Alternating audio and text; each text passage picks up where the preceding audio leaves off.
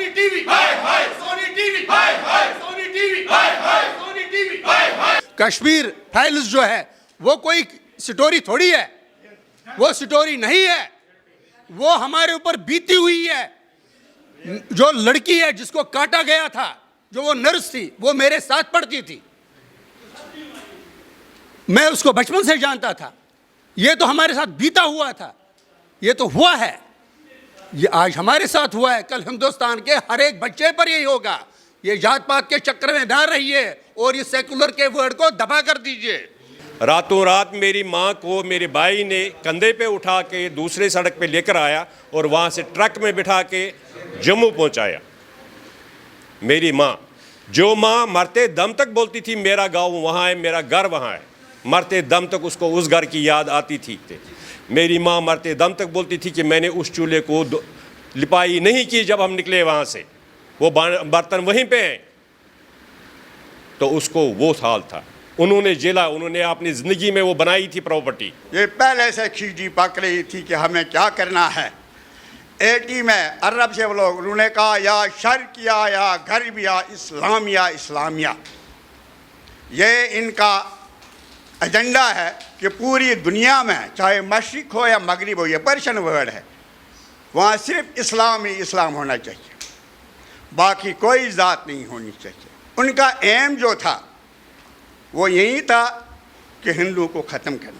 अभी भी लोगों को ये मतलब पता ही नहीं तो होता है कि ये अगर जम्मू गए तो वो सोचते हैं कश्मीर भी गए होंगे। तो हम उनको कितनी बार समझाते हैं कि हम नहीं जा सकते कश्मीर, हमने वो छोड़ दिया था। तो ताकि अगर वो ये मूवी देखेंगे उनको थोड़ा सा ये माइंड में सेट बैठेगा कि नहीं बहुत कुछ हुआ था। नहीं तो उनको ये कहानी सुनते जब वो प्रैक्टिकली इस चीज़ को देखेंगे, मे बी वो मतलब मैं तो होप करती हूँ कि वो बिल्कुल अंडरस्टैंड करेंगे कि तब क्या हुआ था। मेरे भाई को पीठ पे बिठा के अस्पताल ले गए, उसके अंदर ये बाहर आई थी, अस्पताल वालों ने इलाज नहीं किया, बोला ये काफिर है, इलाज से मना कर दिया क्लियर, बोला हम अगर करेंगे आपको मारेंगे, हम काफिर हो, काफिर का इलाज नहीं। मुझे ऐसा लगता है कि हम लोगों ने भी सेकेंड हैंड ट्रॉमा झेला है। मतलब जो हमारे पेरेंट्स थे उनसे हम सुन के ही हम इतना डर चुके हैं कि हम भी हिम्मत नहीं कर पाएंगे कि हम वहाँ जाके रह सकते। रहने की जगह नहीं, खुले आसमान के नीचे, खाने को कुछ नहीं, और उसके बाद में कुछ लोगों का सहारा हमें मिल गया। मैं ये कह रहा हूँ कि सनातनी लोग सामने आ गए, जिनके अंदर भावना थी अपने हिंदुत्व की, अपने सनातन की, वो आगे आए। उन्होंने हमें समय समय पर अपना जितना भी योगदान उनसे हुआ उस समय उन्होंने दे दिया, जिसका हम अंदर से क्या मैं कह रहा हूँ नतमस्तक है और आभारी पूरे के पूरी ज़िंदगी भर, जब तक हम जिंदा है तब तक आभारी रहेंगे उसका। जब इसने फारूक अब्दुल्ला के साथ राजीव गांधी ने अकॉर्ड किया तब क्या था? क्या इनको पता नहीं था कि वहाँ पे क्या हो रहा है? ये जानते थे, मगर बेवकूफ़ हम ही लोग निकले जो हम लोगों को मुसलमान कहते थे आप बनाओ मकान, कल हमारा ही है, मगर हम लोग सोचते थे ये हमारे साथ ऐसा नहीं होगा, मगर हमारे साथ हुआ। हमारे पास जो खच्चर होते थे, गाय भैंस होते, इनसे बड़े मकानों में हम रखते थे, उनको पालते थे, मगर क्या करें हमारी बदकिस्मती है, हमारे साथ को ये त्रासदी हुई। आज यार अग्निहोत्री ने ये हिम्मत की, ये दिखाने की, ये सच दिखाने की। नमस्कार, मैं हूं ऋषभ अवस्थी और आप देख रहे हैं O News Hindi. The Kashmir Files movie का आप लगातार नाम सुन रहे होंगे, लगातार ट्रेंडिंग में देख रहे होंगे। द कश्मीर फाइल्स में विवेक अग्निहोत्री जी ने बड़ी बखूबी से ये तो दिखाया कि किस तरीके से कश्मीरी पंडितों के साथ अत्याचार हुआ था और कश्मीर में बुरी तरह से उन लोगों के साथ अत्याचार करके उनको भगाया गया था। लेकिन वो आकर के कहाँ बसे थे? आज हम पहुँच चुके हैं कश्मीरी कॉलोनी में। कश्मीरी कॉलोनी का बोर्ड पीछे लगे हुए देख रहे हैं। इस कश्मीरी कॉलोनी की 1990 में ये कॉलोनी जो यहाँ पर बनी थी, जब नरसंहार हुआ उसके बाद कश्मीरी पंडित भाग करके आए और वो यहाँ पर बसे। उनके साथ क्या हुआ, आखिर हुआ था उस रात को, सीधे चलेंगे कश्मीरी पंडितों से बात करेंगे, आपको ग्राउंड से सच्चाई दिखाएंगे। आप हमारे साथ बने रहिए।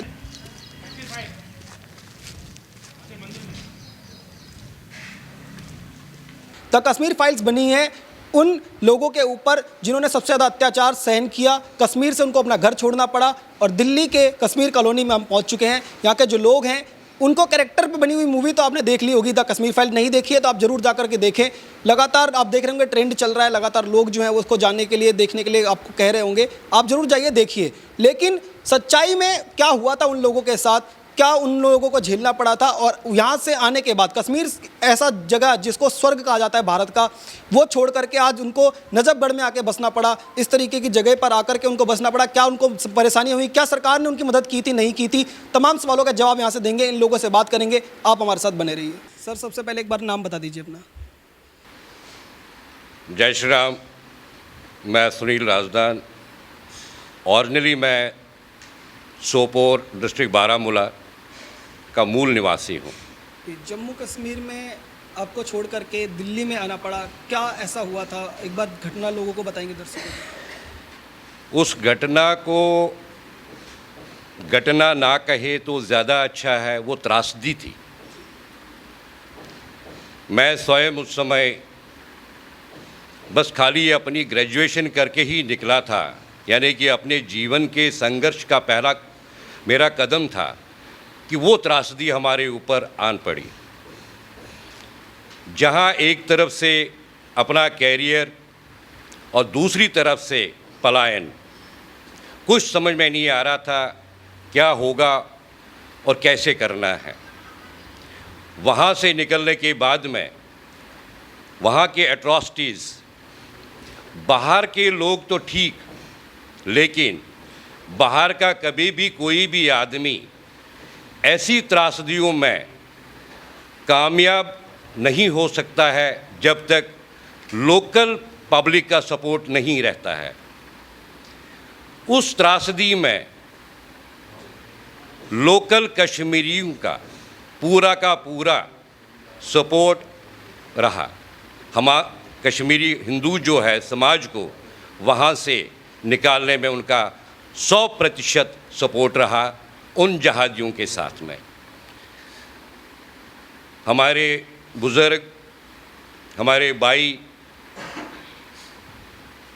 उनको गोलियों से रौंद दिया, मकानों को जला दिया, बहनों के साथ, माँओं के साथ में वो अत्याचार, वो फिज़िकल टॉर्चर जो हम कह भी नहीं सकते हैं। उस दर्द को लेके पलायन के सिवा हमारे पास में और कोई दूसरा विकल्प नहीं था। सर, एक सवाल है कि जैसे आपने कहा कि अगर कोई वहाँ से जो लोग हैं, लोकल सपोर्ट है, उनके बिना ये पॉसिबल नहीं था, तो क्या जो वहाँ पे प्रशासन था वो भी उन लोगों के साथ मिला हुआ था जो लोग आपको वहाँ से निकालना चाहते थे? देखिए, प्रशासन का कैसे हम ये ना कहें कि नहीं मिला था। आज अगर मैं यहाँ पे रह रहा हूँ मैं, और मेरे साथ में अगर कोई भी जुल्म होता है, अगर गवर्नमेंट अपनी कार्रवाई नहीं करती है तो हम लोग क्या समझेंगे? वही वहाँ पे हुआ। गवर्नमेंट, पॉलिटिकल टोटल मोमेंटम या जो बड़े अधिकारी थे वो सब के सब मूक दर्शक बन के बैठ गए। किसी ने भी एक भी वक्तव्य नहीं दिया इसको रोकने के लिए जो वहाँ पे एट्रॉसिटीज़ हो रही थी। कोई विकल्प नहीं बचा था हमारे पास में पलायन के सिवा, और ना तो उसमें किसी गवर्नमेंट का सपोर्ट रहा, ना हमारे पास में रहने की जगह। सड़कों पे हम लोग मर गए। एक ही दिन अगर मेरे को याद रह रहा है, क्योंकि 30-32 साल हो गए, एक ही दिन में हिंदू अपने कश्मीरी भाई मेरे 40 लोग एक ही दिन जम्मू की गर्मी ना सहन करते हुए लोगों सड़कों पे उन्होंने दम तोड़ दिया। रहने की जगह नहीं, खुले आसमान के नीचे, खाने को कुछ नहीं, और उसके बाद में कुछ लोगों का सहारा हमें मिल गया जो एक किरण की आशा थी। मैं ज़्यादा पॉलिटिकल में ये नाम नहीं ले सकता हूँ मैं, ठीक है। मैं ये कह रहा हूँ कि सनातनी लोग सामने आ गए जिनके अंदर भावना थी अपने हिंदुत्व की, अपने सनातन की, वो आगे आए। उन्होंने हमें समय समय पर अपना जितना भी योगदान उनसे हुआ उस समय उन्होंने दे दिया, जिसका हम अंदर से, क्या मैं कह रहा हूँ, नतमस्तक है और आभारी पूरी के पूरी ज़िंदगी भर, जब तक हम जिंदा है तब तक आभारी रहेंगे उसका। सर, ये बताइएगा कि वो इंसान, कोई भी इंसान होता है, उसके लिए अपना घर, अपनी ज़मीन, अपनी चीज़ें, उनसे इतना ज़्यादा जुड़ाव होता है। कोई भी अपनी जिसे कहते हैं वतन की मिट्टी, बहुत ज़्यादा प्यार होता है। तो उसको छोड़ने पे के लिए अगर किसी को मजबूर हो जाए, तो ये मतलब बहुत बड़ा इसके पीछे कोई बड़ी वजह रही होगी कि इतना इंसान पूरा एक साथ इतने लोग पलायन कर जाएं, और फिर ये घटनाएं या ये जो आप बता रहे त्रासदी, इसको छुपा दिया जाए, दबा दिया जाए। तो क्या ये पूरा प्लानिंग वे में हुआ था? देखिए, ऐसा है कि पलायन हम ये कहते हैं कि एक जगह से दूसरी जगह का आदमी का निकलना, उसको हम पलायन बोलते हैं। लेकिन हम सभी ये मानते हैं कि जहाँ हम पैदा हुए होते हैं, जिस कोख से पैदा होते हैं उसको माँ बोलते हैं, और जिस जगह पे पैदा होते हैं उसको मातृभूमि बोलते हैं। उस माँ को कैसे हम भूल सकते हैं? जब मैं अपनी माँ को नहीं भूल सकता, तो मैं उस मातृभूमि को कैसे भूल सकता हूँ जो मेरे पूर्वजों की है। अत्याचारी लोगों ने कन्वर्जन फोर्सेबल करके उसके अंदर दूसरे धर्मों के लोग बसा दिए, उसका ये मतलब नहीं है वो मातृभूमि मेरी नहीं है, वो मेरी माँ है। पहले भी उसके ऊपर मेरा अधिकार था, और आज भी मैं उन्हीं ऋषियों का वंशज हूँ जिनकी वो जगह है, वहीं से मैं पैदा हुआ हूँ, वो रहूँगा भी हमेशा सदा के लिए। मैं यहाँ पर अगर विस्थापित होकर आया हूँ, लेकिन मेरी मातृभूमि आज भी वही सोपोर है, वही बारामूला है, वही कश्मीर है। अब जब द कश्मीर फाइल्स नाम की मूवी बन के आती है सामने, उस फिल्म को पहले ही रिलीज़ होने से पहले ही कई लोग उसके पीछे लग जाते हैं कि उसको कोर्ट तक चले जाते हैं कि इसको रोक लगनी चाहिए, सामने नहीं आनी चाहिए, इससे दंगे भड़केंगे। क्या इस चीज़ को कोई, इसके पीछे कोई ऐसी वजह है कि सच्चाई सामने ना आ जाए इसलिए इसको दबाया जा रहा है, ऐसा कुछ? देखिए, इसका स्पष्ट एक उदाहरण में, या समझ लीजिए इसका एक रिप्लाई जो है, 32 साल हो गए इस घटना को घटित हुए। 32 साल में अपने पूरे भारत में या पूरे संसार में किसी भी एक आदमी ने हिम्मत नहीं की इस सच्चाई को दिखाने के लिए। कोई न कोई कारण तो होगा। वो कारण क्या है?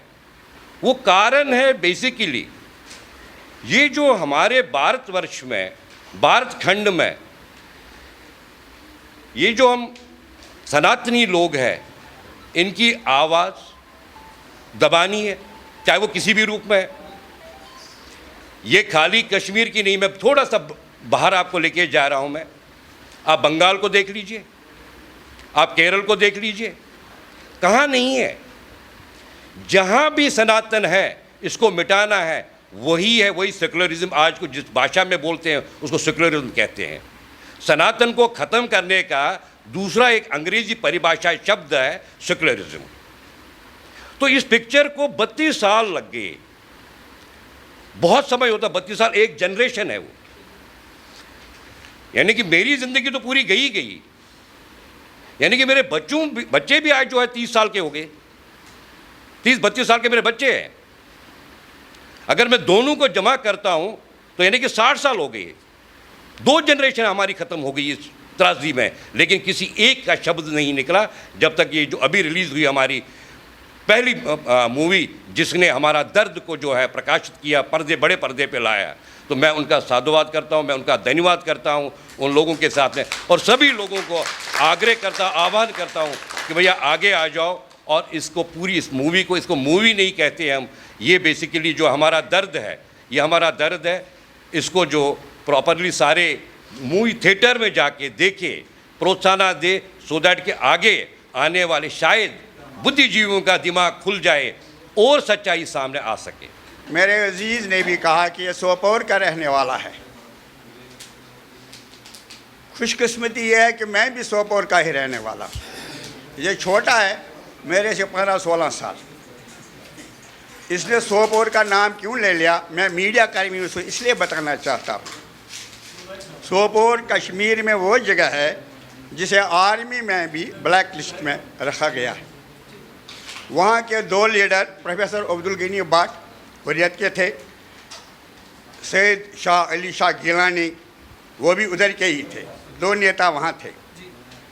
तो बेटे मैं आप लोगों को ये बताऊं जो शायद आपके नॉलेज में हो या ना हो। सोपोर, मैंने पहले ही कहा था, सोपोर डिग्री कॉलेज में 80s की बात है, जब अरब से भी लोग आ गए थे। ये पहले से खींची पक रही थी कि हमें क्या करना है। 80 में अरब से वो लोग, उन्होंने कहा या शर्किया या गरबिया इस्लामिया इस्लामिया। ये इनका एजेंडा है कि पूरी दुनिया में, चाहे मशरिक हो या मगरिब हो, ये पर्शियन वर्ड है, वहाँ सिर्फ इस्लाम ही इस्लाम होना चाहिए, बाकी कोई ज़ात नहीं होनी चाहिए। बदकिस्मती यह है कि कश्मीर, जहाँ ज़्यादा पॉपुलेशन मुसलमानों की थी, तो वहाँ पर वो पाकिस्तान वहाँ के लोग वहाँ पर आ गए, तो उनकी मदद से उन्होंने किस तरीके से, वो आप लोगों ने भी देखा, मेन एम उनका था हिंदुओं को कत्ल करना। सेशन जज ने मकबूल भट्ट को फांसी की सज़ा दी, बारामूला के सेशन जज। नीलकंठ गंजू हाई कोर्ट जज था, उसने वही फैसला स्टैंड रखा, सेशन जज को गोली से उड़ा दिया गया, नीलकंठ गंजू को। शरीफुद्दीन मलिक को क्यों नहीं गोली से उड़ा दिया गया, जबकि फैसला उसी ने दिया था, क्योंकि वो मुसलमान था। उनका एम जो था वो यही था कि हिंदू को ख़त्म करना। अब आप लोगों ने फिल्म देखी है, मैं ज़्यादा इन डिटेल में नहीं जाऊंगा, नहीं तो मैं बताऊंगा कि रैप किस तरह हुआ, कितने लोगों का वो पुराना चता, क्योंकि हमारे रिश्तेदार भी है, मेरी क्लोज भी है, मैं उस डिटेल में नहीं जाऊंगा। वो आप लोगों ने फिल्म में देखी है और देखना चाहिए। तो उनका जो मकसद, मैंने कहा ना, ये सिर्फ हिंदुस्तान को देखना चाहिए। हाल ही में आप लोगों ने देखा ये हिजाब, ये हिजाब की बात क्या है? ये सिर्फ शैतानिया है, किस तरीके से डिसऑर्डर, क्योंकि मिलिटेंटों का काम है, टेररिस्टों का काम है टेरर क्रिएट करना। हिजाब की बात मैं बताता हूँ आप लोगों को, इनको चाहिए कि जो कश्मीर फाइल है वो अच्छी तरीके से देखें। हिंदुस्तान जितने भी लॉ डिपार्टमेंट, जो भी मीडिया कर्मी है, इस तरीके से देखें। मैं हिजाब के बारे में थोड़ा बहुत बताऊँगा आप लोगों को, ज़्यादा दूर की बात नहीं है, क्योंकि मीडिया कर्मी ये इस चीज़ का पता भी लगा सकते हैं ना। कोई लोग कुछ अपनी क्रिएशन करते हैं, कुछ बातें अपनी करते हैं। गूल जगह है जम्मू में, डिस्ट्रिक्ट रामबन में, हायर सेकेंडरी, गोल गुलाबगढ़ नहीं, गूल गूल, तो वहाँ हायर सेकेंडरी स्कूल था, है। वहाँ एक लड़का आया था 12th क्लास का, यह समझने की बात है, 12th क्लास का लड़का आ गया वो अफगान बनकर। उसने बाल उसे रखे थे जैसे वो अफगान रखता है। वहाँ पर 3 कश्मीरी, 2 लेक्चरर और एक प्रिंसिपल था, एक एन मोस्ट प्रोबेबली राजन साहब खामोश है, रैना साहब का चार्ज नहीं जानते होंगे, अशोक प्रिंसिपल साहब। तो जनाब वाले एक प्रोफेसर गया उस लड़के के पास, उसने उसको कहा यार ये क्या रखा है, ये हिजाब के बारे में बता रहा हूँ मैं आपको, मीडिया कर्मी अच्छी तरीके से सुनिए। वो प्रोफेसर गया ये इतने बाल, वो क्या रही, उसने कहा आपको क्या दिखा जाए। लड़के ने कहा उस्ताद से। इस दौरान दूसरा लेक्चरर भी उसके पास आ गया, वो भी कश्मीरी था, पंडित। भाई क्या हो गया आपस में टीचर और में, उसको उस लड़के ने उसको भी रगड़ा। प्रिंसिपल, एक अशोक कुमार जी ने सोचा कि अब ये मुसीबत हो गई, वो प्रिंसिपल भी आ गया बच्चे को समझाने के लिए। भाई क्या हो गया, एक मारा, क्योंकि उसको प्रेस्टीज रखने था स्कूल का। हुआ यूँ, आधा घंटा भी नहीं हुआ, पौने घंटे के अंदर अंदर 3 उड़ेर वो लड़का गया, उसने अपने भाई को बुलाया, उनको उधर ही मार देने, ब्रॉड डे लाइट। देखना चाहिए आपको, यू शुड कर, मीडिया कर्मी जो उनको कन्फर्म करे, नहीं होगा तो मैं इधर ही हूँ ना, गर्दन काट कर कुत्ते को खिलाऊँ। ये सही बात है। स्कूल में ने ब्रॉड डे लाइट। यहाँ ये भी देखा आप लोगों ने हाल ही में, एक सरदार प्रिंसिपल और 2 मास्टरों को वो देखा ही होगा आपने, वो क्या हुआ वो कहने की ज़रूरत नहीं है। लेकिन मैं ये कहता हूँ जो कश्मीर फाइल आप देख रहे हैं, ये सही है। इसमें सिर्फ दिखाया जो भी हिंदू, ये कश्मीरी पंडित नहीं था, कश्मीरी पंडित हम पहले टारगेट थे, लेकिन इनके नक्शे पे पूरा मुल्क है, काफिर है, इन्फ्लुएंस है, पूरा हिंदुस्तान है आप लोगों का। हम भी जिस तरह से यहाँ हिंदुस्तान के लोग सोए हुए, अरे ये फौज हमारा करेंसी हमारी, ट्रांसपोर्ट हमारा, मस्त हमें कौन निकालेगा। लेकिन ऐसी चाल थी कि 24 घंटों में हमें निकाल दिया गया। ये देखना भी है, पुरानी हिस्ट्री भी है। आप जाए औरंगजेब को ले लो, टीपू सुल्तान को ले लो, तैमूर को ले लो, खोपड़ियों की ढेर लगाए थे हिंदुओं की? नहीं लगाए थे। हम उस वक्त भी सोए थे। यही हो रहा है। अगर इस वक्त भी हिंदू नहीं जागा तो उनकी हड्डियों की ढेर नहीं, उनका पता भी नहीं चलेगा कि उनके सर कहाँ थे। कश्मीर फाइल को देखो, इसमें आप, मैंने अभी कहा ना हिजाब, इसे क्या हुआ फिर? 2 लेक्चरर और 1 प्रिंसिपल मारा गया। अब मैं यही बात कहूँ, जो यहाँ करे सेकुलरिज्म की बात करता है, अगर मैं ये कहूँ कि मेरा एक लड़का 12th क्लास का आ जाएगा, मेरे स्कूल में यूनिफॉर्म कोड की बात तो करता हूँ, वो कहेगा सोमवार के रोज़ मैं शंकर का भक्त हूँ, वो जटा लेकर वो राख बाल कर वो आ जाएगा स्कूल में, मैं उसको रोक सकता हूँ? क्योंकि हिंदू का देश है। मंगलवार को हनुमान का ड्रेस लेकर आएगा, बुधवार के रोज आज गणपति जी का लेकर आएगा, मैं रोक सकता हूँ? लेकिन जो कोड ऑफ डिसिप्लिन यूनिफॉर्म या स्कूल का होना चाहिए, सुप्रीम कोर्ट का इसके साथ कोई नहीं है। सेकुलरिज्म इसमें खतरे में नहीं पड़ता है। ये शैतानों की चाल है, मतलब यही अवैसी पवैसी जो है, ये इन्हीं की चाल है। हाँ, और मतलब कश्मीर पे अगर वापस आए तो कश्मीर में ऐसा क्या इंसिडेंट्स आप लोगों ने अपनी आंखों के सामने देखा कि वहाँ से मजबूर होना पड़ा कि वहाँ से निकलें और किसी ऐसी जगह पर जाएं जहाँ सुरक्षित महसूस कर सके, वहाँ से क्यों निकलना पड़ा? यही तो बात है। ये लोग बदकिस्मती से कहता है गवर्नर जगमोहन ने उनको निकाला वहाँ से, लेकिन ये बात नहीं है। जब दिन दाड़े रैप होता था, कत्ल गारत होता था, बदलाल अभी मेरे बेटे ने कह दिया वहाँ के हालात, लेकिन शायद इसको अपने एक हमसाया का याद नहीं है, उसका नाम है जगन्नाथ। वो एग्रीकल्चर डिपार्टमेंट में चपरासी है, उसके 16 साल का बेटा, उसको मार दिया गया पहले दुड़ा कर। उसका कसूर क्या था? उसने BSF वालों को पानी पिलाया था। पहले उसको दरिया के किनारे खूब दुड़ाया, उसके बाद उसको गोली से उड़ा दिया गया। वो लाश भी नहीं मिली। ये कहता है क्यों भागना पड़ा? फिर रैप हो गए। आपने देखा, वो खुद भी, आप कश्मीर फाइल जब देखोगे, बहुत सी एजुकेशन, बहुत सी शिक्षा आपको मिलेगी, और यहाँ के जो डिपार्टमेंट वो भी सीखेंगे कहीं ये हालात यहाँ पर भी ना हो रहे हैं। मैं अपनी इस शाहीन बाग में आप देखें क्या हो रहा है, कहीं और यही हो रहा है ना। शो के बारे में बात करते हैं ना, आप हकीकत से कूल या ठंडे दिमाग से सोच, ये हीरों का शो है। आप नहीं देखते वो मर्द औरतें बनकर वो गोविंदा के वो क्या है, वो वहाँ क्या होता है, वहाँ बकवासी होता है ना। वो मर्द औरतें बनकर नाचते रहते हैं, वो किसी को फिल्म लॉन्च करनी होती है उसको वो नंगी वंगी, मैं भगवान की कसम देखता नहीं, इस चीज़ को फेंको, जरूरत ही नहीं है। ये क्या करेगा? हिजड़े का काम है हीरो को आगे करना। कश्मीरी पंडित हिजड़े नहीं है, ये शेर है। सर, कश्मीरी पंडित को कश्मीर खाली करना पड़ा, वहाँ से छोड़कर भागना पड़ा। आज जब उस पर 30 साल के बाद किसी ने हिम्मत दिखाई फिल्म करने की, तो इस तरीके के लोग उनको प्रमोशन के लिए मना कर देते हैं, विवेक अग्निहोत्री जी का कहना है। आप लोग क्या जवाब यहाँ से जाएगा? ऐसे लोग जो सेकुलर होते हैं, ये एक टर्म सेकुलर है, कहीं हमारे संविधान में सेकुलर वर्ड नहीं है। अगर आप संविधान पढ़ेंगे तो उसमें कहीं सेकुलर नहीं है, वहाँ सोशल है, वहाँ डेमोक्रेटिक है, वहाँ रिपब्लिक है, वहाँ सेकुलर नहीं है। ये जो 72 साल से जो अंग्रेज़ों ने इनको देन दी और इन्होंने ले ली उनसे, उसको सेकुलर बना के हम जैसे लोगों को बेवकूफ़ बना के आगे निकले हैं। हमारा यही फर्ज है, जो ऐसे लोग हैं जो ये बनते हैं, जो दूसरी पार्टियों से पैसा लेके अपने शो बनाते हैं, या ऐसे ही जो कर्मी है, इनको बिल्कुल अवॉइड करना चाहिए। खासकर हमारी जो कौम है, जो हमारी तहजीब है, वो इनसे मिलती नहीं है। ये फूहड़ है, इनको हम फूहड़ बोलेंगे। और हमारा यही रहेगा।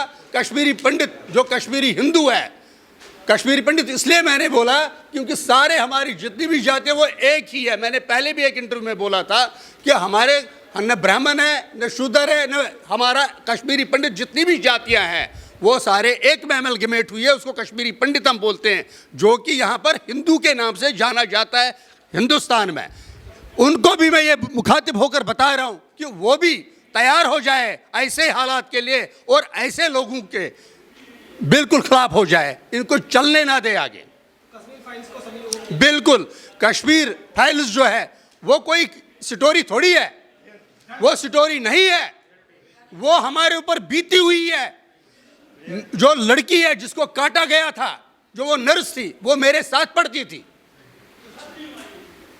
मैं उसको बचपन से जानता था। ये तो हमारे साथ बीता हुआ था, ये तो हुआ है, ये आज हमारे साथ हुआ है, कल हिंदुस्तान के हर एक बच्चे पर यही होगा। ये जात पात के चक्कर में ना रहिए और ये सेकुलर के वर्ड को दबा कर दीजिए। मैम एक बार नाम बता दीजिए अपना, और कश्मीर फाइल्स जो मूवी रिलीज़ हुई है, जो लोग इस पर रोक लगाने की बात कर रहे हैं कि इसको नहीं रिलीज़ होना चाहिए, आप लोगों ने तो खुद सामने अपनी आंखों के सामने पूरा देखा है कश्मीर में कैसे आप लोगों को वहाँ से पलायन करना पड़ा, तो क्या यहाँ से एक मैसेज जाएगा? सर मेरा नाम तो भारती है, तो बिल्कुल मैंने कल ही कश्मीर फाइल्स देखी है। Actually they wanted to ban on this movie, तो वो रियलिटी नहीं दिखाना चाहते थे कि ताकि सारे ऑल ओवर इंडिया और ऑल ओवर द वर्ल्ड सबको ये रियलिटी पता चले कि what had happened in the Kashmir. So that is why they wanted to boycott this, they wanted to make ban on this movie. तो इसलिए मैं तो सबको ये सजेस्ट करूँगी कि ये रियलिटी बेस है, ये कोई स्टोरी नहीं है। ये तो बिल्कुल जैसे ऑलरेडी बाकियों ने बोला है कि ये तो बीती हुई हम पे ही कहानी है। तो मैं ये चाहती हूँ कि सभी लोग जो भी इंडिया में या ऑल ओवर द वर्ल्ड, तो उनको ये पता चले कि एक्चुअली क्या हुआ था तब। तो अब तक तो ये सब रियलिटी को बंद रखा हुआ था, ये तो सारी पॉलिटिक्स थी। तो मैं चाहती हूँ कि सभी वर्ल्ड में, जैसे इन्होंने बोला है कि ये हमारे साथ तो ये पास्ट में हुआ है, लेकिन मे बी इन फ्यूचर ये सबके साथ होगा, तो ये रिपीट ना हो जाए, सबको ये पता चले कि क्या हुआ था। तो मैं तो सबको सजेस्ट यही करूँगी, ऑलरेडी आई हैव जस्ट मैंने सबको यही मतलब बताया कि आप लोग ये देख लीजिए। नहीं तो ऑल द टाइम कुछ लोग बोलते हैं अच्छा आप कश्मीर गए थे, मतलब जैसे जम्मू जाएंगे तो उनको ये लगता है कि अच्छा ये कश्मीर भी गए होंगे, जबकि हम लोग 90 में छोड़ के आए थे। और at that time I was a school going girl, मैं तब स्कूल जाती थी। लेकिन अभी भी लोगों को ये मतलब पता ही नहीं तो होता है कि ये अगर जम्मू गए तो वो सोचते हैं कश्मीर भी गए होंगे। तो हम उनको कितनी बार समझाते हैं कि हम नहीं जा सकते कश्मीर, हमने वो छोड़ दिया था। तो ताकि अगर वो ये मूवी देखेंगे उनको थोड़ा सा ये माइंड में सेट बैठेगा कि नहीं बहुत कुछ हुआ था। नहीं तो उनको ये कहानी सुनते जब वो प्रैक्टिकली इस चीज़ को देखेंगे, मे बी वो मतलब मैं तो होप करती हूँ कि वो बिल्कुल अंडरस्टैंड करेंगे कि तब क्या हुआ था और डिफरेंस उनको पता चले। तो मैं सब लोगों को ये सजेस्ट करूँगी कि प्लीज़ आप देख लीजिए मूवी, जो 3 घंटे में तो पॉसिबल नहीं है 30 साल का दिखाना। फिर भी जो ये डायरेक्टर हैं अग्निहोत्री जी, उन्होंने बहुत कोशिश करी है। मे भी कुछ लोगों ने तो ये भी इस पर बवाल भी उठाया कि पूरा नहीं दिखाया, हमारा नहीं, but it was not possible to show the 30 years in 3 hours। तो इसलिए हो सकता है कोई कमी रह गई, वैसे तो कमी नहीं है। तो उन्होंने एक ही फैमिली को कवर किया है, उसमें सभी का उसमें दिखाया, कोई वो बॉडी कैसे काट दी थी या बाकी कैसे गोलियों से बच्चों तक को नहीं छोड़ा था उन्होंने। तो ऐसी सिचुएशन वहाँ हो चुकी थी, तो we were bound to leave that place. तो इसलिए लोगों को पता चले, तो मैं तो सजेस्ट यही करूँगी कि सब इस मूवी को देखें। हमने तो कल ही देखी है, तो हमसे तो रुका ही, मतलब इतना रोए हम लोग वहाँ पर, क्योंकि हम पर वो बीत चुकी है वो कहानी। ठीक है, थैंक यू। एक मैं ये चाहूँगा कि आप जैसे आप देख रहे हो कश्मीर फाइल्स जो मूवी है, पूरे देश में लगातार लोग जो है उसको रिकमेंड कर रहे हैं कि आप जाइए देखिए, पर महिलाओं की संख्या उसमें काफ़ी कम अभी भी दिखाई दे रही है। तो क्या एक महिलाओं के लिए यहाँ से एक मैसेज देंगे कि उन लोगों को भी आगे आके लोगों को देखना चाहिए? बिल्कुल देखनी चाहिए मूवी, ये तो पता चलना चाहिए कि हमारे साथ तब क्या हुआ था। इवन तो हमने तो, मैं I am a teacher, working as a teacher, तो मैंने तो अपने स्कूल में सब टीचर्स लेडी स्टाफ ज़्यादा है, मैंने तो उनको पूरा सजेस्ट किया आप प्लीज़ देख लीजिए ये मूवी। तो आपको और भी बाकियों को, जैसे एक देखिएगा, मैंने उनको ये भी सजेस्ट किया कि पूरी फैमिली को लेके जाइए आप देख लीजिए कि हमारे साथ तब क्या हुआ था। मे बी ये नहीं होना चाहिए आगे। कल तो हमारी बारी थी, लेकिन ऐसा नहीं होना चाहिए कि नेक्स्ट आगे और भी ये बढ़ता जाएगा। तो उनको तो बिल्कुल रेस्ट्रिक्शन स्टॉप वहीं करवाना चाहिए। उनको ये पता चलना चाहिए कि जो अब तक इन्होंने छिपा के रखा था वो तो बिल्कुल रिवील हो चुका है, सबके सामने आ चुकी है बात। तो जब ये मूवी देखेंगे तभी तो उनका पूरा पता चलेगा इसके बारे में। मेरा नाम अशोक कुमार कोल है, मैं आर्मी का कैप्टन रिटायर्ड हूँ। आर्मी में आप कैप्टन रिटायर्ड हैं, कश्मीर के अंदर ऐसे हालात बने कि पूरे कश्मीरों को वहाँ से छोड़ करके दूसरी जगहों पर जाना पड़ा। क्या उनके उस हालातों के बारे में आप क्या कहेंगे? जिस टाइम ये हालात हुए हैं, सबसे पहले 86 में हुए थे, जब हमारे गांव अनंतनाग का रहने वाला हूं। उस एरिया में 306 मंदिर होल कश्मीर में जले थे और हमारे यहाँ 10 मंदिर जले थे 86 में। और 90s में उभर के आया इस्लामिक जिहाद। और उसके बाद जो कश्मीरी हिंदू है वो व्यक्तिगत रूप में और समष्टिगत रूप में दोनों साइड में दुखी है। मैं अपनी कहानी बताऊंगा। मैं अनंतनाग का हूँ, मनपू का। हमारे 11 रिलेटिव खुद के मर गए, जिसमें एक घटना बताऊंगा आपको, दुखद घटना दिखाऊंगा। छोटी सी अपनी, एक मेरा भाई था। उस मेरे भाई के साथ मुस्लिम बच्चे पढ़ते थे साथ में। वो मेरा भाई अशवल तेलबनी में रहता था। वो बंदा गया, उसको बुलाया दोस्त ने, वो ऊपर से नीचे आया, खिड़की से 3rd मंजिल से नीचे से गोली मार दी उसने। वो 3rd मंजिल से गिर गया, अद्धड़े बाहर आ गई। उसका बच्चा बाहर आया, पापा दिखने, उसको भी गोली मारी। बच्चा है 1.5 साल का था। उसकी औरत ने मेरे भाई को पीठ पे बिठा के अस्पताल ले गए। उसके अद्धड़े बाहर आई थी। अस्पताल वालों ने इलाज नहीं किया, बोला ये काफिर है। अस्पताल वालों ने इलाज से मना कर दिया? इलाज से मना कर दिया, क्लियर। बोला हम अगर करेंगे हमको मारेंगे, हम काफिर हो, काफिर का इलाज नहीं होता। आप बताइए इस कंडीशन में कैसे वहाँ आदमी रह सकता है? नतीजा ये हुआ, सबके सब वहाँ से भाग गए।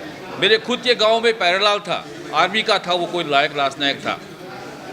वो वहाँ रहा, उसने जुर्रत की। उसके बीवी को बोला इसको मीटिंग में ले जाएंगे। उसके गर्दन काट के पूरे पीस करके बोरी में सामने रख दिया, अपने बरामदे के सामने। सुबह जब उठी वो देखा ये उसकी पीस हुई बोरी में, वो जम्मू भाग के आ गई। ऐसे हालात हो गए हर घर में, हर घर कहानी है। एक 32 साल के इस्लामिक टेरर को, इस्लामिक जिहादी टेरर को आप 2 शब्दों में बयान नहीं कर सकते। ये इतना बड़ी कहानी है, ये हर घर की कहानी है और कुल समाज की कहानी है, जिसमें इस्लामिक टेरर ने पूरे हिंदू को ख़त्म करने के लिए वहाँ साजिश रचाई। और ये 6 से पहले था। इसमें अफगानी, पाकिस्तानी और लोकल मुस्लिम का हाथ था और सब मिल के एक ही मुद्दा था, काफिर को भगाना है, और भगा दिया। द कश्मीर फाइल्स 2 घंटे 40 मिनट की मूवी है। जैसे कहा कि 30-32 साल की चीज़ों को कम टाइम में दिखाना पॉसिबल नहीं है, फिर भी जितना पॉसिबल था विवेक अग्निहोत्री जी ने प्रयास किया।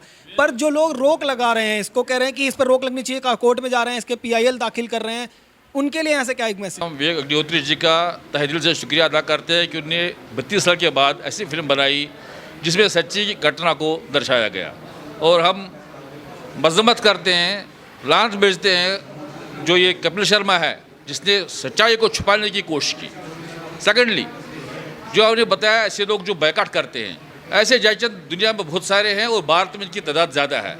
इनको लगाम लगानी चाहिए, वो तभी लग जाएगी जब हम एक हो जाएंगे, इनको समझाएंगे कॉमन प्लेटफॉर्म पे, जैसे JNU में होता है, सेक्युलर इंडिया में बहुत है जिनको नॉलेज नहीं है। मैं समझता हूँ कि ये घटना से, ये देखने से उनकी आंखें खुल जाएगी, वो समझेंगे सच्चाई क्या है। इसमें कोई झूठ नहीं है, इससे कहानियों पर आधारित नहीं है। ये सच्चाई पेपर की घटना पर, इंटरव्यूज़ पर और अच्छे वीडियोज़ पर और जो नेशनल TV पर आया है उस पर आधारित है। इसमें कुछ भी गलत नहीं है। और जो रियल में हुआ है, इन्होंने सिंबॉलिक 2-3 घर का दिखाया है, ये तो घर हुआ है, लेकिन वो भी क्या कर सके, इतने घटना को नहीं दिखा सकता। हो सकता है आगे बढ़ के पिक्चर बने जिसमें पूरी घटनाएं कवर हो, जैसे मैंने घटना बताई आपको, ऐसी घटनाएं कवर हो। और जो लोग हैं, ये मैं समझता हूँ कि ये गद्दार है देश के, जो सच्चाई को छुपाते हैं। सच्चाई को छुपाना सबसे बड़ा खतरनाक चीज़ है देश के लिए। तो क्या द कश्मीर फाइल्स में कुछ ऐसा है जिसमें लोग कह रहे हैं कि जो लोग इसको रोक लगाने की बात कर रहे हैं, वो कह रहे हैं दंगे भड़क जाएंगे, सांप्रदायिक सौहार्द बिगड़ जाएगा, इस तरीके की चीज़ें बोल रहे हैं? ये तो विडम्बना है देश की। सच्चाई को कोई नहीं सुनना चाहता, खासकर जो हिंदू के खिलाफ हो। देश की जनता को सच्चाई सामने लाने का कर्तव्य है लोगों का। अगर उसको कोई अड़चन डालता है तो वो, मैं समझता हूँ, वो देशद्रोही है। दंगा कैसे बढ़ जाएगा? तब क्यों नहीं बढ़ जब हम मारे गए? इनके दिमाग में फतूर है। अगर ये छुपते रहेंगे, अपनी सच्चाई को छुपाते रहेंगे, तो एक टाइम ऐसा आएगा हिंदू नासदाबुद हो गया, इंडिया से हिंदू नहीं रहेगा। इससे बंगाल में हो रहा है, केरला में हुआ है, ऐसे कश्मीर से भी सब भाग जाएंगे। अगर ऐसा मुँह छुपाएंगे हम लोग, भाई सामने हमको मारा, हम आँख बंद करेंगे, आँख बंद करने की बात हो गई, कैसे बच सकते? सभी लोगों को फिर कश्मीर फाइल्स देखने जरूर जाना चाहिए। मैं बोलता हूँ कि पूरे जनता को, जितने भी भारतीय है और जो भारत से बाहर है, सबको कश्मीर फाइल्स देखनी चाहिए। इसमें कम से कम कुछ ग्लैम्प्स दिखाए गए हैं, पूरे दिखा नहीं सकता वो, जितने भी दिए सही दिए और वही बीता हुआ है, ताकि उनकी आंखें खुल जाएगी। जो खिलाफ है उनको भी दिखना चाहिए, जो इसके अगेंस्ट है ताकि वो भी देख सके कि सच्चाई क्या है और उनका माइंड बदली हो जाए, समझेंगे कि कैसे भुगते हैं हम लोग। जितने रेप, मर्डर, लूट हुए हैं कश्मीर में, वो बहुत बड़ी त्रासदी है। मैं समझता हूँ कि ऐसे जेनोसाइड और ऐसा मास माइग्रेशन दुनिया में कहीं नहीं हुआ है, यहूदी को छोड़ के। अर्पण, माय नेम इज़ अर्पण। हाँ जी। ये बताइएगा कि जम्मू कश्मीर को भारत का स्वर्ग कहा जाता है, तो इतनी अच्छी खूबसूरत जगह को आपका घर वाले लोग सब लोग वहाँ के थे, 30 साल के बाद अगर जम्मू कश्मीर में वापस बसने का मौका मिले, सरकार वो अगर ऐसा कुछ व्यवस्था कराए, तो क्या आप लोग वहाँ जाना चाहेंगे वापस? अच्छा, देखिए मैं अपनी ज़िंदगी में कभी कश्मीर जा नहीं पाया, मुझे इसका सुख मिला नहीं है। लेकिन जहाँ तक मुझे पता है, कश्मीर जैसे आपने बताया स्वर्ग है, और अगर कभी हमें मौका मिलता है, मुझे अगर पर्सनली मिलता है, तो मैं जाना चाहूँगा। तो एज अ कश्मीरी हिंदू क्या एक दर्द रहता है हमेशा दिल में कि हमारी परिवार जो अगर वहाँ से पलायन नहीं किया होता तो हम लोग भी कश्मीर में रह रहे होते? हाँ, उनके बिल्कुल, रहता दर्द चीज़ें, तो और है, परिवार दर्द- में लोग मिलते हों तो कहानी भी कुछ बताते हाँ होंगे जी, कैसी? बिल्कुल बिल्कुल बिल्कुल दर्द तो है, और अपने घर से दूर होना, इसका दर्द हमारे से ज़्यादा कोई समझ नहीं सकता। क्योंकि हम कभी, मेरे दोस्तों का गांव जाना रहता है उनका, और जब मेरे से पूछते हैं तुम गांव क्यों नहीं जा रहे हो, तो मेरे पास बोलने के लिए कुछ होता नहीं है, क्योंकि गांव ही नहीं बचा हमारा। तो ये हमेशा से एक दुख तो रहा है कि गांव नहीं रहा और लोग नहीं रहे अपने, लेकिन हम, हाँ जी। द कश्मीर फाइल्स जो मूवी आई है, क्या लगता है कि ऐसी मूवीज़ और बनने की ज़रूरत है ताकि सच्चाई लोगों के सामने आ सके? ज़रूरत तो बिल्कुल है।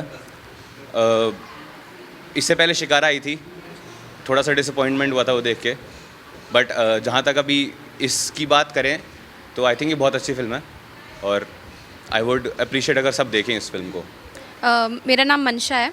ये बताइएगा कि एज अ कश्मीरी हिंदू इतने साल लगभग हो गए, 30 साल से ज़्यादा हो गए, कोई हिम्मत नहीं कर पाता इस मूवी को बनाने की, उनकी सच्चाई दिखाने के लिए। तो क्या जो नई जनरेशन है उसको वो सब चीज़ें अभी भी मतलब आप लोगों को याद हैं, या फिर वो सब चीज़ें लगभग एक बार के लिए भुला चुके हैं जो लोग हैं? मुझे ऐसा लगता है कि हम लोगों ने भी सेकेंड हैंड ट्रॉमा झेला है। मतलब जो हमारे पेरेंट्स थे उनसे हम सुन के ही हम इतना डर चुके हैं कि हम भी हिम्मत नहीं कर पाएंगे कि हम वहाँ जाके रह सकें। हम सुन के ही इतना डर जाते हैं, तो उन्होंने तो झेला है, अपनी आंखों से देखा है, तो वो कैसे उस चीज़ को भूल पाएंगे? वो कभी नहीं भूल पाएंगे इस चीज़ को, चाहे कितने ही साल हो जाए, 30, 60 कितने साल हो जाए, वो कभी नहीं भूल पाएंगे इस चीज़ को।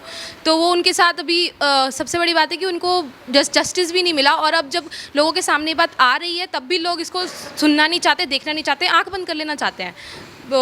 तो इससे बुरा क्या हो सकता है? तो जो इस मूवी का डायरेक्टर है विवेक अग्नोत्री, उनका कहना है कि कपिल शर्मा सोन में उनको आने से मना कर दिया गया क्योंकि कोई बड़ा लीड उनके पास, ना कोई चेहरा नहीं था, कोई एक्टर नहीं था बड़ा। तो क्या इस तरीके की मूवी को आगे प्लेटफॉर्म पर जगह नहीं देनी चाहिए? देनी चाहिए, वही तो जो सच्चा है वही सच्चा है, वही तो दिखाया गया है, झूठ तो है ही नहीं उसमें कुछ।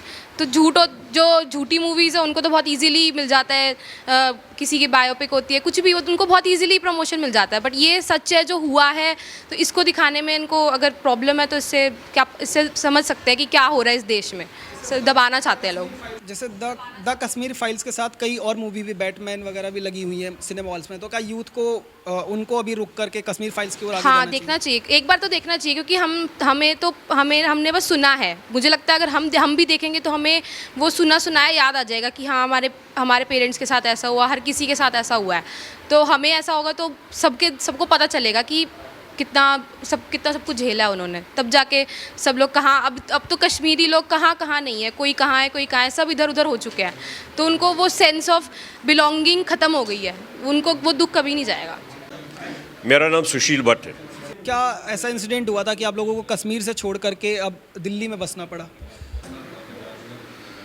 अब कितने इंसिडेंट में गिनाऊँ आपको कि कितने इंसिडेंट कश्मीरी पंडितों के साथ, कश्मीरी हिंदुओं के साथ, जो कश्मीर में हिंदू कम्युनिटी रहती थी उनके साथ क्या क्या हुआ। कितने इंसिडेंट है, मेरे भाइयों ने आपको सुनाया है, आप लोगों ने मीडिया पे देखा होगा।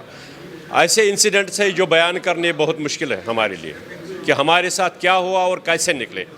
कुछ इंसिडेंट्स जो हमारे पास है, मैं उस एरिया का रहने वाला हूँ कश्मीर में जिसको कहते हैं Gulmarg. Gulmarg is a tourist spot. Hindustan का, वर्ल्ड का हर एक बंदा गुलमर्ग देखना चाहता है। गुलमर्ग ऐसी जगह है, उस जगह का मैं रहने वाला हूँ, उस साइड का मैं रहने वाला हूँ। हार्डली मेरे घर से वहाँ तक 5 किलोमीटर्स है गुलमर्ग तक। तो क्या हुआ, किस तरह हमारे भाइयों के साथ वहाँ पे किया गया और वो कैसे निकल गए, एक दो घटनाएं मैं गिनाऊँ अपने जो हमारे रिलेशन में हुई थी। जैसे पहले वहाँ से मूव करना पड़ा मेरे घर वालों को, मेरे घर वालों को ये अल्टीमेटम दिया गया कि विद इन 24 आवर्स आप यहाँ से खाली करो। हमारे घरों में माँ थी, जो बुज़ुर्ग थे, वो कैसे निकलते? कुछ नहीं मिलता था साधन कि इनको कैसे निकाले। रातों रात मेरी माँ को मेरे भाई ने कंधे पे उठा के दूसरे सड़क पे लेकर आया और वहाँ से ट्रक में बिठा के जम्मू पहुँचाया। मेरी माँ, जो माँ मरते दम तक बोलती थी मेरा गाँव वहाँ है, मेरा घर वहाँ है, मरते दम तक उसको उस घर की याद आती थी कि मैंने आप लोगों के, हम लोगों के घरों में चूल्हे जलते हैं। आमतौर क्या होता है, हिंदुओं के घरों में जब कुछ भी खाना बनता है, आखिरकार खाना बना के उस चूल्हे को साफ़ सुथरा करके लिपाई करके फिर दोबारा रखते थे। मेरी माँ मरते दम तक बोलती थी कि मैंने उस चूल्हे को लिपाई नहीं की जब हम निकले वहाँ से, वो बर्तन वहीं पे हैं।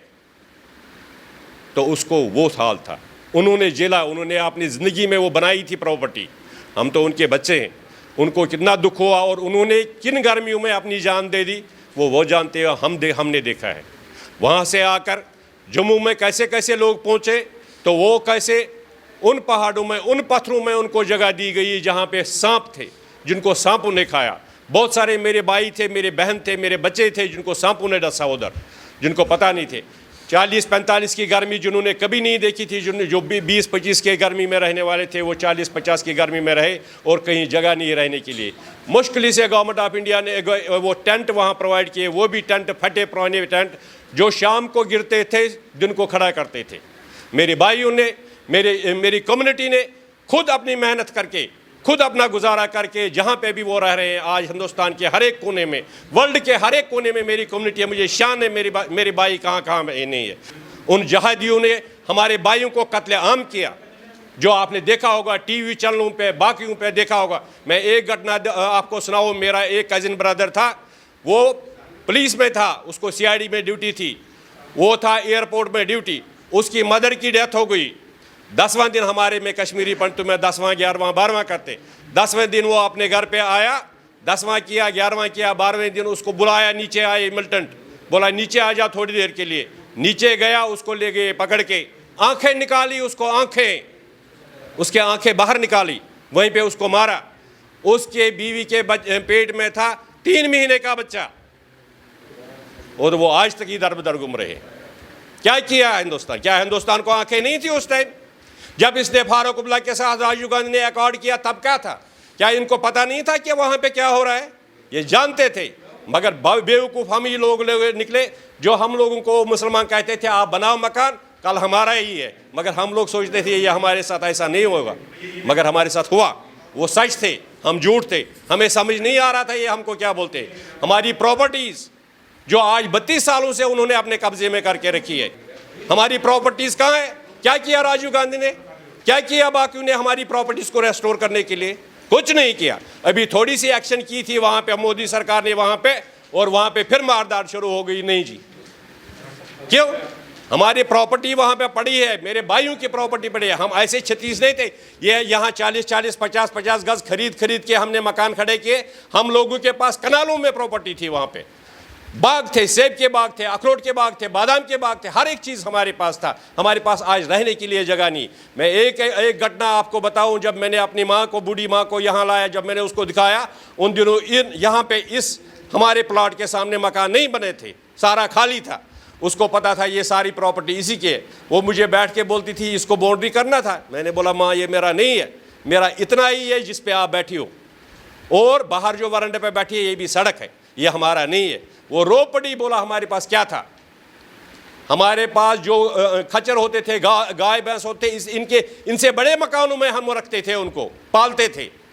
मगर क्या करें, हमारी बदकिस्मती है, हमारे साथ ये त्रासदी हुई। आज अग्निहोत्री ने ये हिम्मत की, ये दिखाने की, ये सच दिखाने की, क्यों यूपी के मुसलमान को हिम्मत आ गई उसको स्टे लाने के लिए?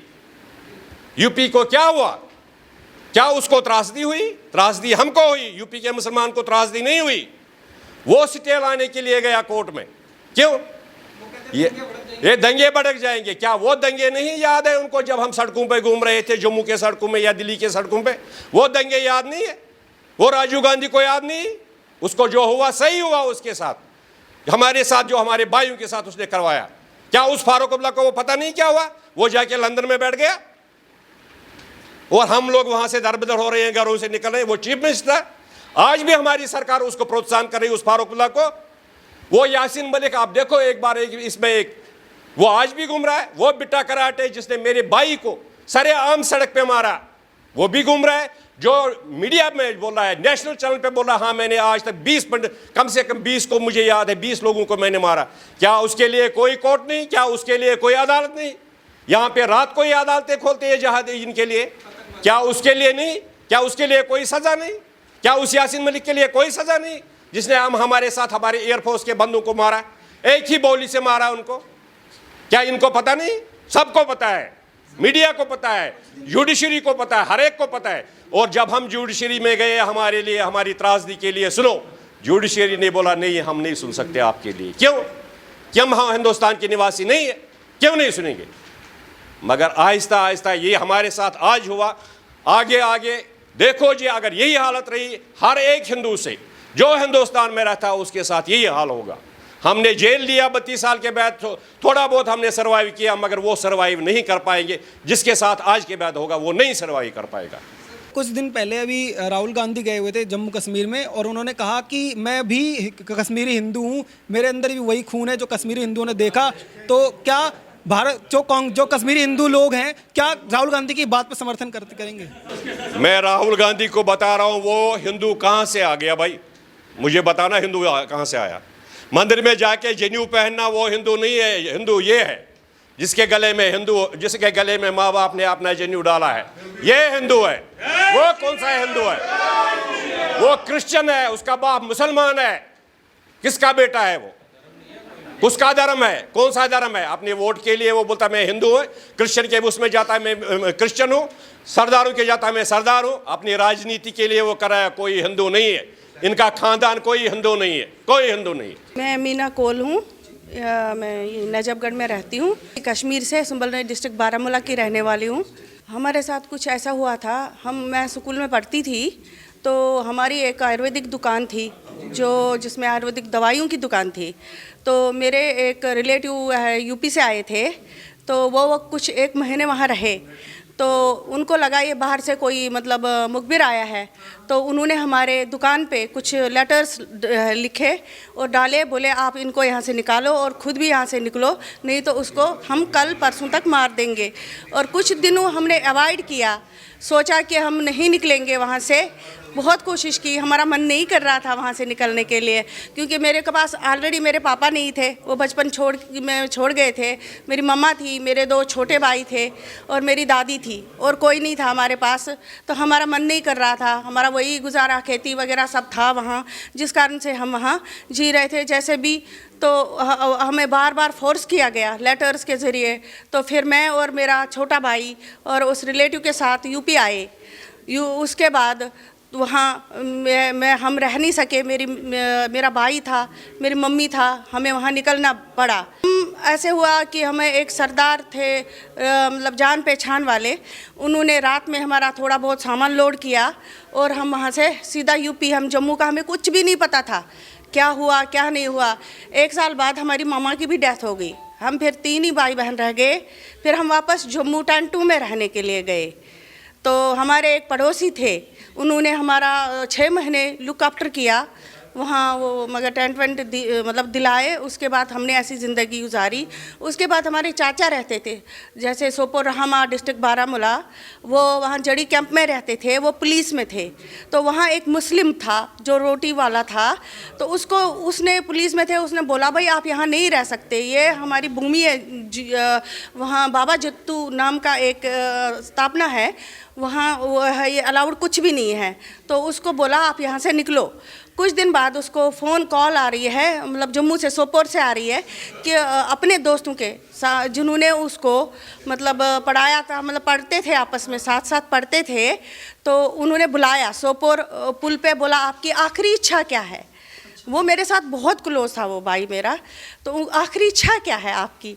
तो उसने बोला मेरी आखिरी इच्छा ये है, मेरा चाचा सोपोर रोहमा में रहता था, उसने नया घर बनाया था, उसने बोला हम इसको नहीं, मैं नहीं छोड़ूंगा अपना घर। तो वहाँ गया, उससे बात की, तो सबसे पहले उसको गोली मारी। वहाँ कोई नहीं था, वो सब निकल गए थे जम्मू। वो अकेला था, उसने नहीं माना, उसने बोला कुछ दिन मैं ही रुकूंगा, मैंने नया घर बनाया है। तो उसको गोली मारी, फिर इसको उठा के अपने साथ उसी सोपोर पुल पे लाया। अवतार कृष्ण पंडिता नाम था उसका, और उसको उसी सोपोर के पुल में मतलब गोली मार के मतलब फेंक दिया। तो वो उसकी लाश कभी नहीं मिली, नहीं ना उनका कुछ मुआवजा मिला उनको। उसी दौरान मेरी मामा भी गुजर गई। मतलब शौक हमारे को बहुत इतना ज़्यादा हुआ। वो खुद ही पुलिस में था, उनके नहीं जो उसके अपने सगे दोस्त थे उन्होंने उसको मारा सिर्फ एक बेकरी वाले के लिए, जो कश्मीरी मुसलमान जड़ी में रहता था जम्मू में। उसको वहाँ नहीं, वो नहीं बना सकता ना, मुसलमान एक कश्मीरी पंडित के लिए रोटी नहीं बना सकता, क्योंकि उसका वो अलग हिसाब होता। उसने इतना ही बोला था, भाई आपको यहाँ से निकलना पड़ेगा। तो इसी थोड़ी की बात के लिए उसको बुलाया गया और प्री प्लानिंग उसको मतलब गोली मार दी बाद में, पहले चाचा को, फिर उस दौरान मेरी मम्मा भी गुजर गई। उसके बाद मेरी मोबोली मामी जो बांडीपोरे का किस्सा है, वो तिक्कू का, वो भी मेरी मोबोली जिन्होंने मेरा कन्यादान किया, मतलब वो मेरी माँ भी लगती है, उसको भी उठा के ले गए। उसके बाद काटा उसको, तब जाके ऐसे ऐसे बहुत सारे हादसे हुए। मैं तो चाहती हूँ इससे ज़्यादा और ऐसी ऐसी पिक्चरें बने जो यहाँ लोगों को पता भी नहीं है। अगर हम लोगों से बात करते हैं, मेरे पड़ोसी तक ये नहीं समझते कि हमारे साथ हुआ क्या, वो भी हमारे मजाक उड़ाते हैं। उनको जब पता ही नहीं इस बात का हमारे साथ क्या था, हमारी कितनी सारी प्रॉपर्टीज़ थी जो हमने अभी भी हमारी प्रॉपर्टी हमारे को गवर्नमेंट ने दी है। मेरी अपनी प्रॉपर्टी मेरी भाइयों की सुंबल दैत खे में है, 30 साल के उनके पास थी, अभी वो एक चौकीदार को दी गई, मगर वो हमें रिन्यू डिपार्टमेंट में केस वापस कर रहे हैं। हमारी प्रॉपर्टी और हमारे प्रॉपर्टी पे मकान बनाए दिए गए, कैसे निकालेंगे हम अपनी ज़मीन, आप बताइए। तो आगे जो कश्मीर फाइल्स है उसके लिए क्या लोगों को आगे आवाज उठानी चाहिए? हाँ जी, उठाना चाहिए और सबको देखना चाहिए।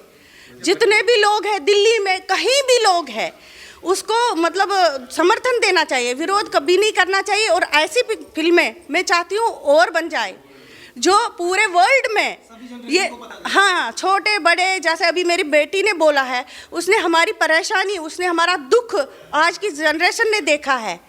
तो आज की जनरेशन को अगर आप दिखाओगे नहीं, उनको क्या पता, उनको तो ये भी नहीं पता कश्मीर कहाँ है और जम्मू कहाँ है, और इतना गैप है जम्मू और कश्मीर में। वो समझते हैं जम्मू भी कश्मीर ही है, वहाँ तो कुछ हुआ ही नहीं है, जम्मू में तो कुछ हो ही नहीं रहा है।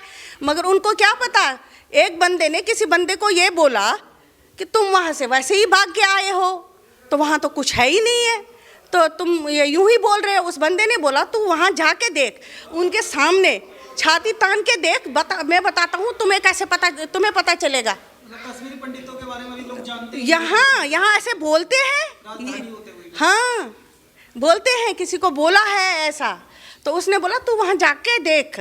आप वहाँ जाके देखो ना, कुछ दिन रह के देखो उस माहौल में, जिस माहौल से हम गुजरे वहाँ। मेरे को अगर ज़रा सी चुन्नी उतर जाती थी ना, श्रीनगर में थी हब्बा कदल में लास्ट में, मेरे को ज़रा सा चुन्नी ऐसे उतर गई, तू कश्मीरी हिंदू तो क्या हुआ, चुन्नी और ये आपको ओढ़ना है और ओढ़ना ही चाहिए, और हम यहाँ आपको रहने नहीं देंगे। ये मेरे साथ हुआ है। तो और ऐसी मूवी से लोगों को जागरूकता आए और कश्मीरी पंडितों के दर्द को समझ सके। हाँ, मैं चाहती हूँ और ऐसी मूवियाँ बने, और कपिल शर्मा को ये संदेश देना चाहती हूँ कि आपको भी इस मूवी, ऐसी और मूवियाँ बने, उसको सपोर्ट करना चाहिए, ना कि विरोध, क्योंकि आप भी एक हिंदू हो, आप हिंदुस्तान में रह के भी ऐसे कैसे कर सकते हो। तो तमाम कश्मीरी हिंदुओं से हमने बात करने की कोशिश की। कश्मीरी पंडितों का दर्द जो है वो आपने टीवी में तो देख लिया, सिनेमा हॉल में भी आप देख रहे होंगे, लेकिन असली कश्मीरी हिंदू यही हैं, यही कश्मीरी पंडित हैं। उन सब लोगों के साथ जो हुआ, आपने इनकी सच्चाई देखी है। हमारा आपके साथ यही कहना है कि बस इसको ज़्यादा से ज़्यादा लोगों तक पहुंचाएं, ताकि इस दर्द को और इस चीज़ को हर एक भारतवासी समझ पाए, और जिसने इतनी हिम्मत दिखाई इस मूवी को बनाने के लिए, उसको ज़रूर समर्थन करें। आप देखते रहिए ओ न्यूज़ हिंदी। धन्यवाद, जय हिंद।